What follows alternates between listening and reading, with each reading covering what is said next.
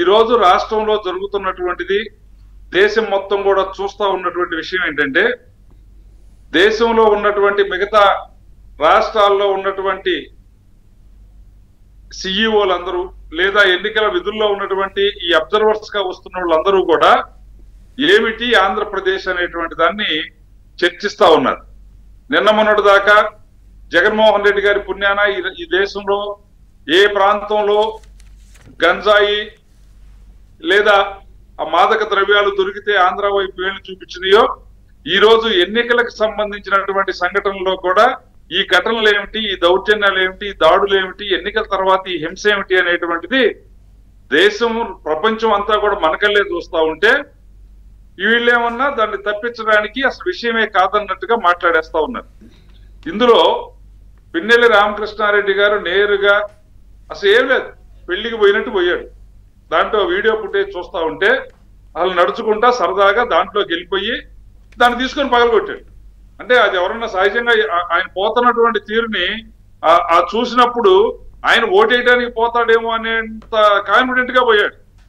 ఆడకి పోయి అది విధ్వంసం చేశాడు. సరే, ఆ సందర్భంలో అక్కడ ఉన్నటువంటి అధికారులు, polling officers, presiding polling officer కానీ, అసిస్టెంట్ పోలింగ్ ఆఫీసర్ కానీ, విఆర్ఓ కానీ, వీళ్ళందరూ వ్యవహరించే తీరు మనం చూసాం.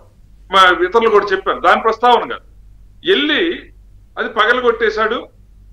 వెళుతూ వెళుతూ ఇక్కడ గమనించాల్సింది ఏమంటే, అడ్డుకునే ప్రయత్నం చేసినటువంటి నంబూరి శాసగిరిరావుని నిన్ను కాజేస్తా, నీ అంతు తేలుస్తా అని వేలు పెట్టి వార్నింగ్ ఇచ్చి వెళ్ళాడు.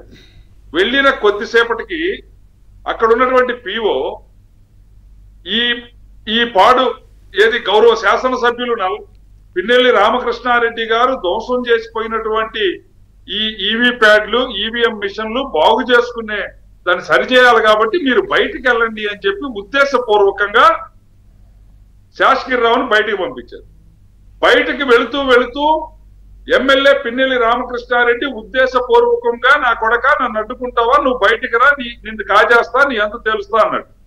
వీళ్ళని అక్కడ ఉండి బాగు చేపించవచ్చు, కానీ అధికారులు బయటికి పంపించారు. బయటికి రావడంతో అక్కడ పిన్నెల్లి రామకృష్ణారెడ్డి ఆదేశానుసారం అప్పటికే ఎప్పుడు శాసగిరిరావు బయటకు వస్తే అప్పుడు దాడి చేయటానికి పిన్నెల్లి రామకృష్ణారెడ్డి ఆదేశానుసారం ఆయన ఆధ్వర్యంలో, త్వరగా కిషోర్ ఆధ్వర్యంలో అక్కడ ఉన్నటువంటి 20-30 మంది గూండాలు ఏక బిగువిన దాడి చేసి తలబగలగొట్టారు. ఇదంతా కూడా ఉద్దేశపూర్వకంగా శాసగిరిరావు ఏదైతే అక్కడ ఏజెంట్ గా ఉండి ఈ ఈవీఎం మిషన్ల ధ్వంసాన్ని అడ్డుకునే ప్రయత్నం చేసినటువంటి వ్యక్తి ఉన్నాడో అతన్ని హతమార్చాలి, చంపాలి అనేటువంటిది పిన్నెల్లి రామకృష్ణారెడ్డి గారి యొక్క ఇంటెన్షను. దానికోసమే అక్కడ గూండాలు పురమాయించాడు.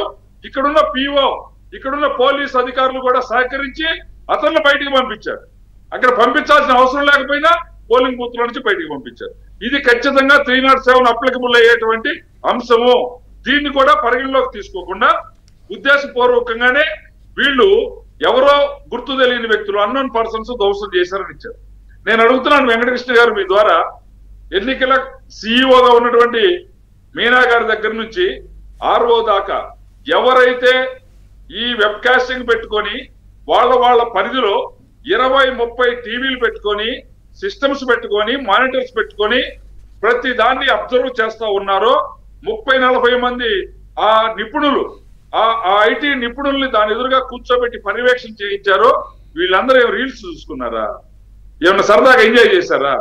ఎక్కడ ఏ నిమిషంలో ఏం జరుగుతుందోనే కదా వెబ్ కాస్టింగ్ పెట్టింది. దేనికోసం?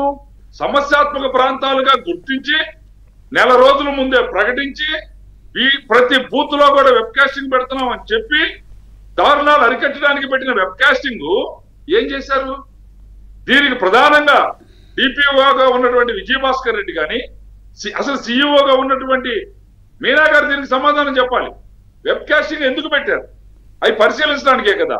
అవి ఆర్ఓ ఏం పరిశీలించాడు, డిపిఓ ఏం పరిశీలించాడు? అసలు ఈ వెబ్ కాస్టింగ్ ఎక్కడెక్కడైతే వీళ్ళకి ఫెసిలిటీ ఉందో వీళ్ళందరూ ఏం చేశారు?